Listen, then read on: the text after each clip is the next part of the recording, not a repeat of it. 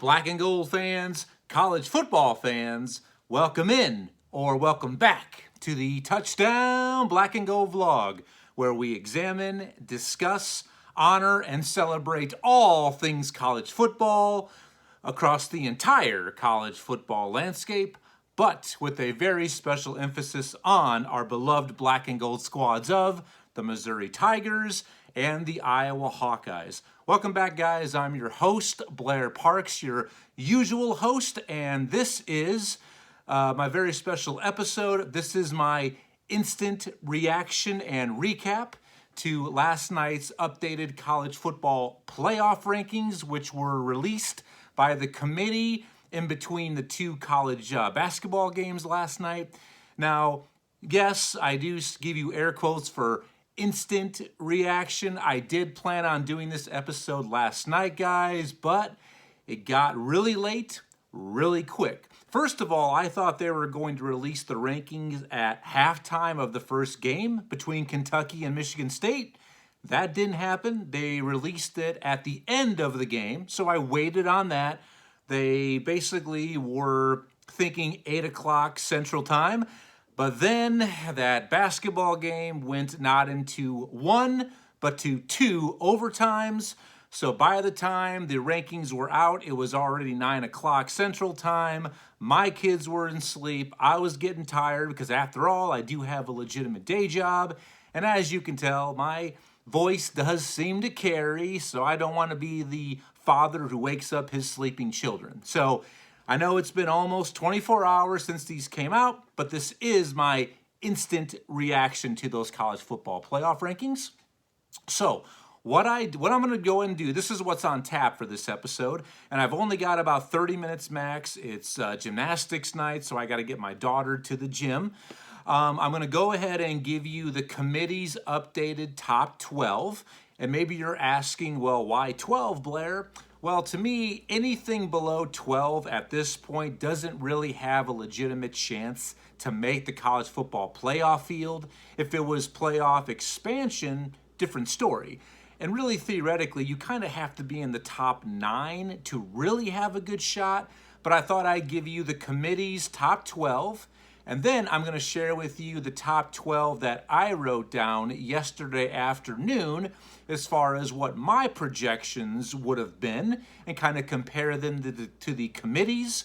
And then I'm going to have just some basic remarks, some thoughts, comments, feelings as far as teams that I believe in this week's rankings are overrated, what teams to me might be underrated, maybe who should be ranked, and maybe who shouldn't be ranked.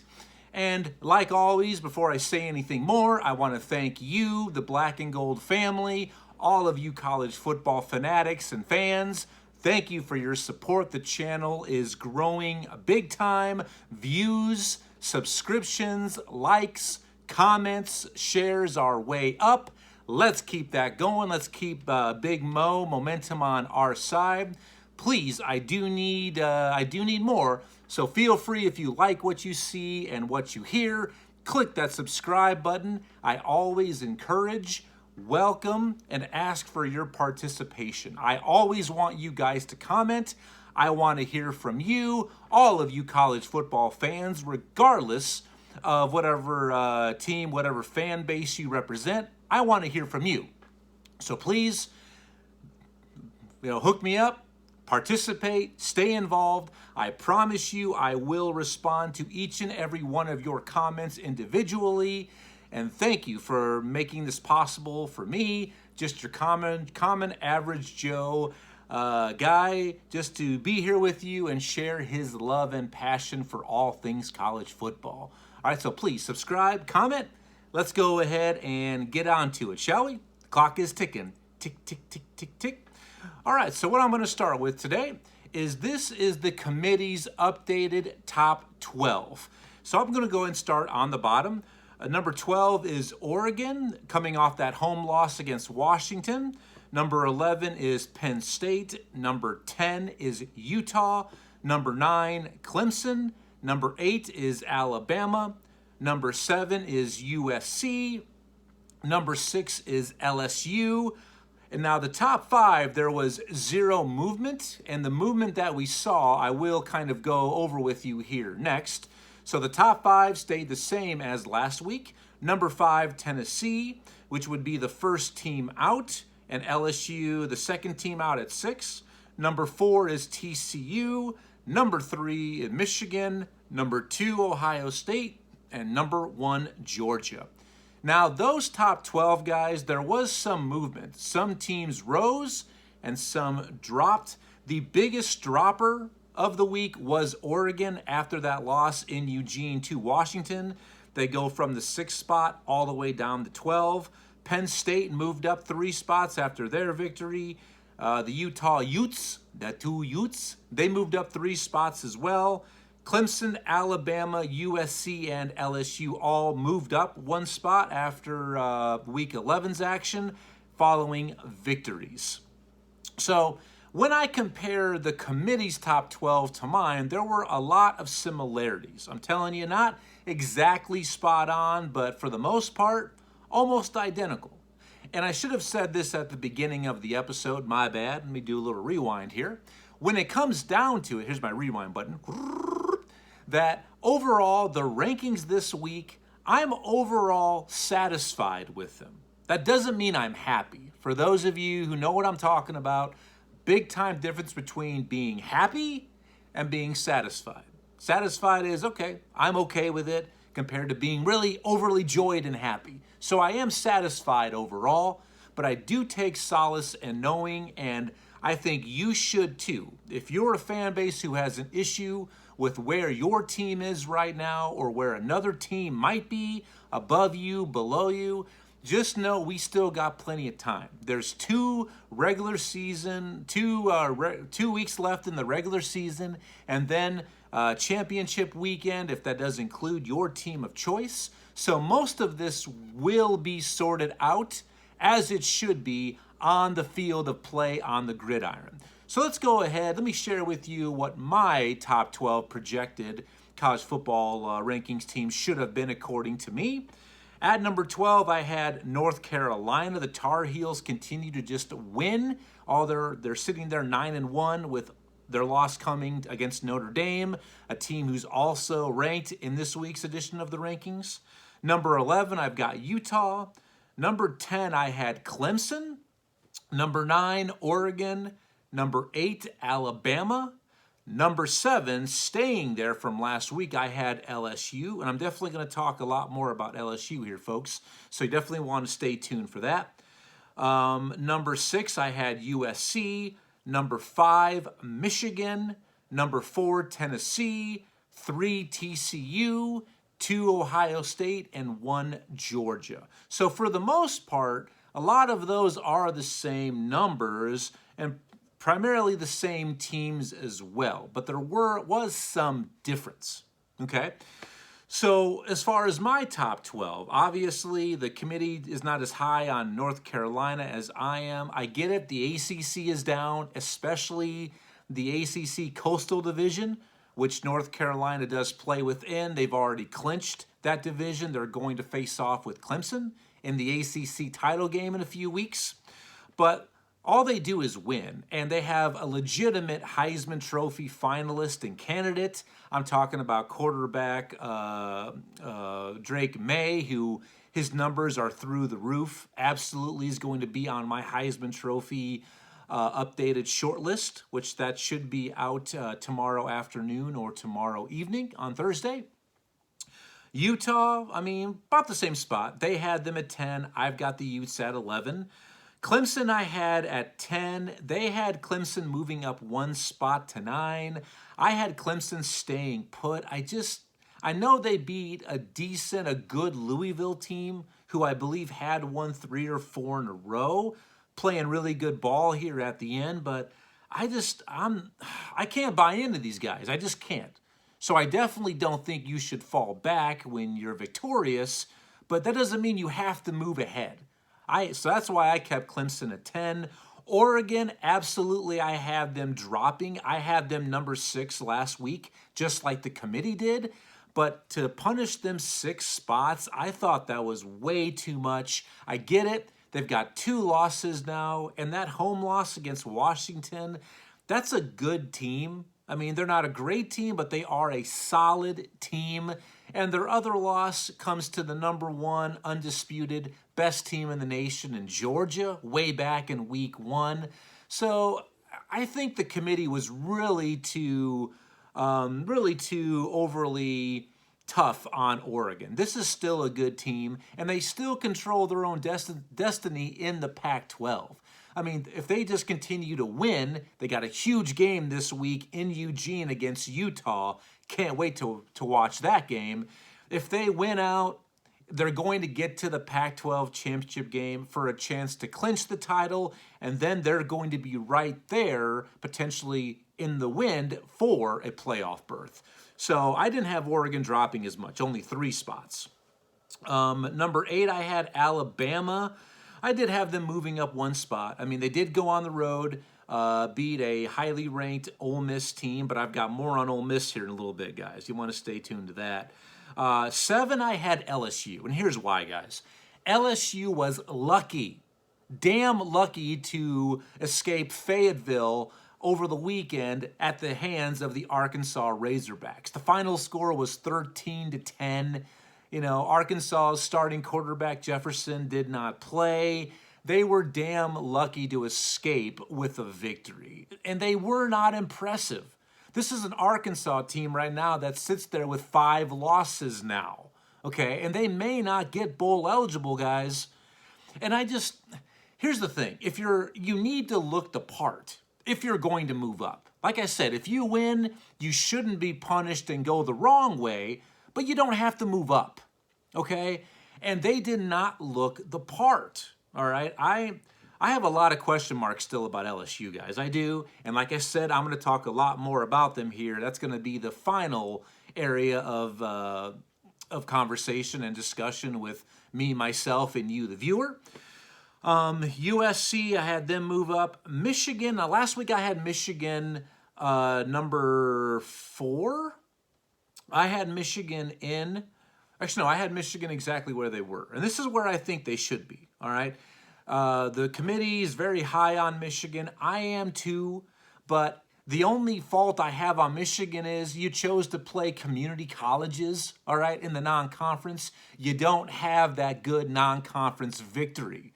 I mean, even though I'll say it right now, the UConn victory is looking much better. It's not looking great because UConn is bowl eligible. Congratulations to the Huskies and first-year coach Jim Mora, by the way. Hands down, the story of the year in college football. So that's looking better. But they played nobody. UConn, Colorado State, Hawaii. And the thing is, if they just take care of business, they beat their arch rival to the north in a couple weeks. They take down the Ohio State Buckeyes, which I'm not going to pick these games yet. They're absolutely going to find themselves in the playoff field, so it will work itself out. Tennessee, I had them exactly where they were last week. I mean, they broke it off. I mean, just dismantled Missouri over the weekend, putting up 66 points.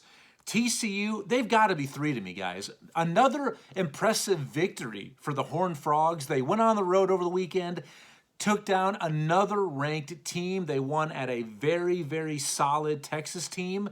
17-10, I believe, was the final score. So limiting that high-powered Texas offense to 10 points, that's getting it done in one of the toughest environments, an environment where Alabama was lucky to escape with a victory back in week 2, and they go there and take care of business. That's now their 5th victory this season over ranked opponents. Hands down, they have the best profile. I mean, there's no doubt about it.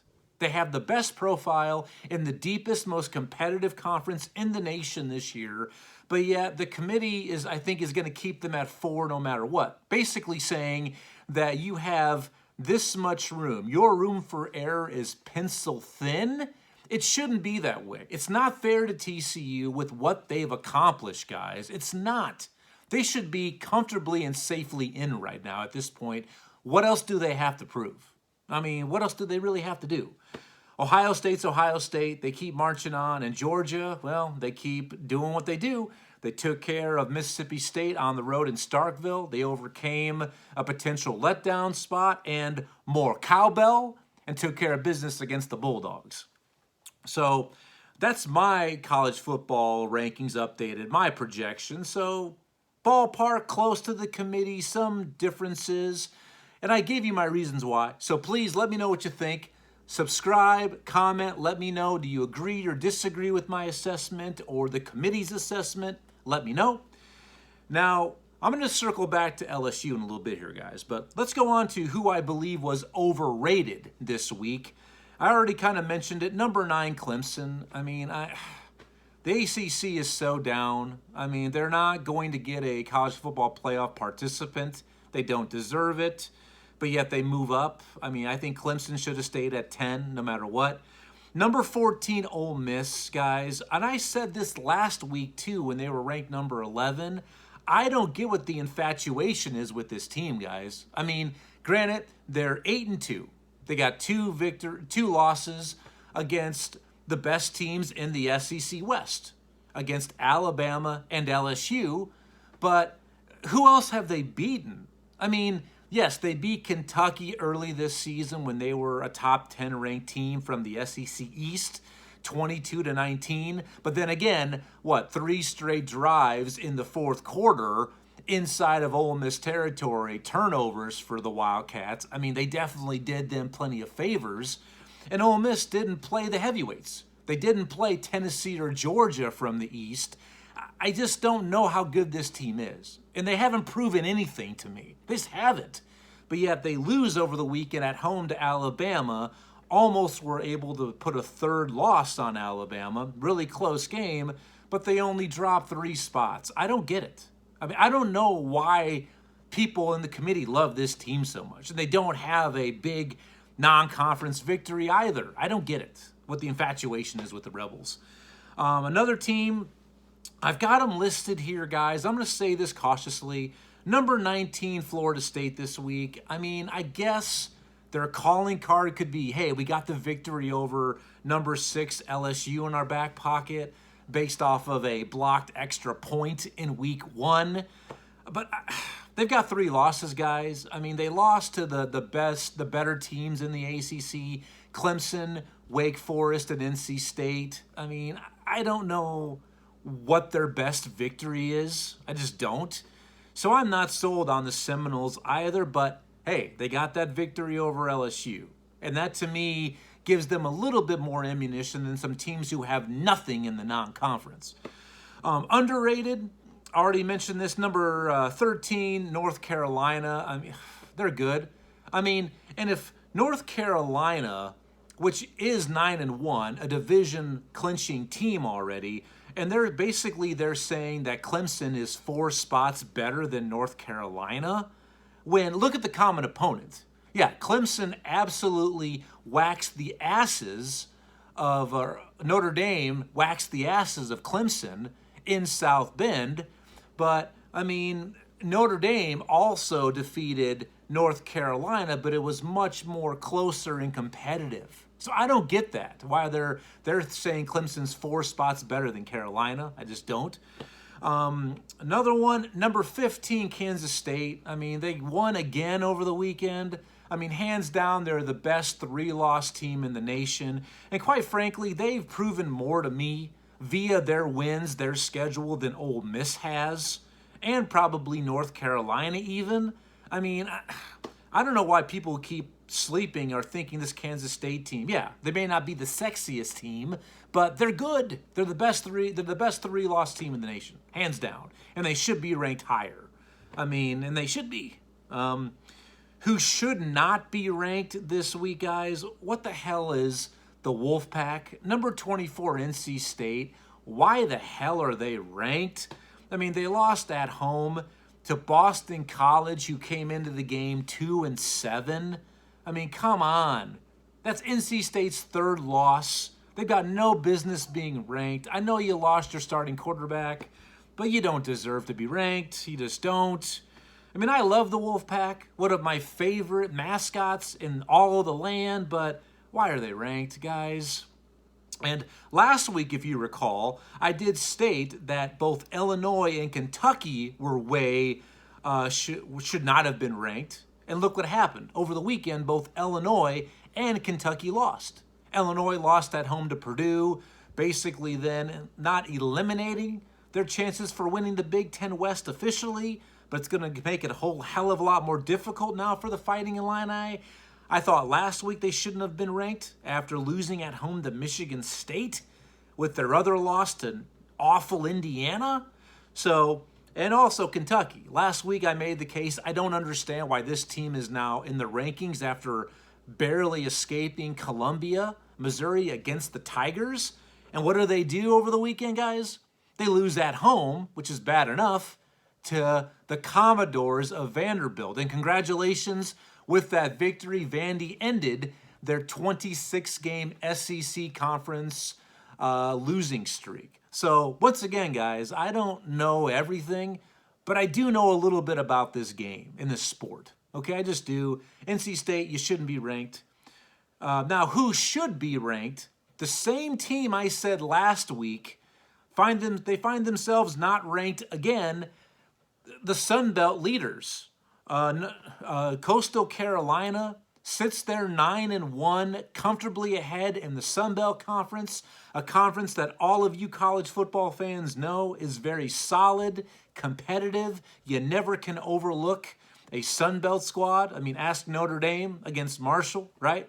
Ask Texas A&M against Appalachian State early this season, right? But here they are, 9-1, just keep winning, and they still haven't broken the rankings yet of the college football playoff. I don't understand why the committee's holding back Coastal Carolina, the Chanticleers. I just don't. So that's basically where I am with overrated, underrated, shouldn't be ranked, should be ranked. That's where I am. Comment, like, share, subscribe. Let me know what you think about my thoughts on those.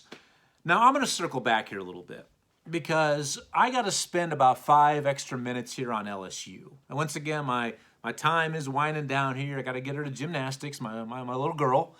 But LSU, guys, okay? They moved up a spot from last week from 7 to 6. And I already told you, lucky to defeat Arkansas over the weekend, that I don't understand. Just because they're the SEC West champions, they've clinched now, they're going to face off with Georgia in a couple weeks for the SEC title, that we have to put them in the running for a playoff. When look at their profile too. I mean, they've got 2 losses, only 1 in conference, right? They still have 1 conference game left to play. It's against A&M in College Station. I do assume and believe that LSU will win, but you don't know. But they lost at home to Tennessee. And I mean, not just lost, got dismantled and dismembered. There go their arms, there went their legs, there goes some heads rolling. So got absolutely embarrassed down in Baton Rouge in Death Valley by Tennessee, and then lost, like I said, week 1 due to a blocked extra point against Florida State, who I still believe is overrated. I don't understand why this team has to be in striking distance. All right, yes, have they beaten the 2 best teams in the SEC West, Alabama and Ole Miss? Yes. But look, they played 1 heavyweight from the East. Tennessee got waxed, blown up. Don't play Georgia. Obviously, they're going to play Georgia in a couple weeks. I'm not going to make an official pick on that game yet. But I mean, the rest of the SEC West, guys, it's not good. I know that's going to ruffle the feathers of all you SEC folks, but you need to hear me out here, all right? I'm going to say this statement right now, and bear with me, and maybe hold on. You may not. You might fall over, and here comes the big one. But is it not possible that this year, and no, I'm only talking this year, not recent history or recent past, but is it not possible, guys, that the SEC East is better than the SEC West? Because I absolutely believe it is. Look at the upper echelons, all right? And look at, some of them have played each other. You got LSU and let's say Alabama, right? Alabama played Tennessee, lost. LSU played Tennessee, lost. Neither of them played Georgia, right? So when you look at it that way, absolutely, I think the SEC East is better. Now, yes, I will say this, guys. Yes, Vanderbilt and Missouri, not good, okay? But look at the rest of the standings in the SEC West. Actually, I got them right here, guys, because I was curious. I mean, absolute dog shit. The dumpster fire, A&M, and that's fine because you know me, my feelings on the biggest fraud in college football, Coach Jimbo Fisher. The Aggies of A&M currently have 7 losses, probably going to have 8 here in 2 weeks when they face LSU. They're not going bowling. You've got Auburn, who sits there right now with 6 losses, probably going to lose the Iron Bowl to Alabama. They're not going to go bowling. They're going to have 7 losses. Arkansas, they've got Ole Miss this week, and then they go to Missouri on Black Friday, which that's a huge game for both the Hogs and one of our black and golds, the Tigers, because that could be the 6th win, bowl eligibility. So right there, I mean, Arkansas could end up finishing up with 6 losses. They could, or 7 losses. They might be stuck at home as well.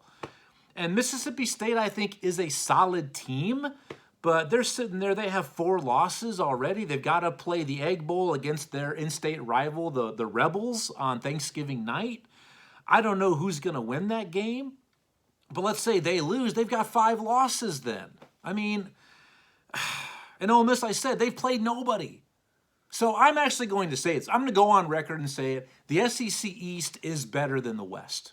I know. How dare I say that? You know, the good Lord strike me down. I can hear some SEC West fans. The mob is outside with pitchforks and they're out there calling for my head. You know, they've got the torches in hand. But yeah, it's just the SEC East is better. So we have to put LSU on the pedestal because they're from the usual dominant division, not just in the SEC, but in the nation. So we have to rise them up. We don't.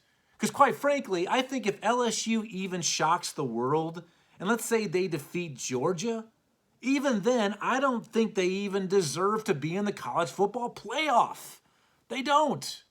Compared to some teams who I think would ahead of them. I think, here's the thing with LSU, guys, and this is a big time what if. There's still a couple weeks to go, but as one more week passes, things are going to become even clearer. Right? They're going to come more into focus.